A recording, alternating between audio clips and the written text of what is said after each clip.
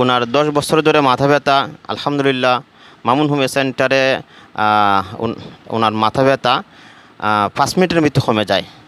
উনি আমার কাছে আসার পর আমি ওনার কেস টেকিং করে সাইন এবং সিমটম ভিত্তিক ওনাকে একটা ওষুধ খাওয়াই দেই এবং 5 মিনিট অপেক্ষা করতে বলি। আলহামদুলিল্লাহ 5 মিনিটের মধ্যেই ওনার মাথা ব্যথা কমে গেছে।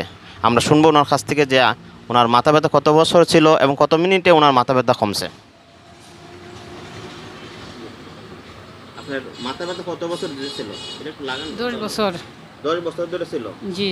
আপনার মাথা ব্যথা কমছে যে আমি যে ওষুধ খাওয়াই দিয়েছি কয় মিনিটের মধ্যে কমছে?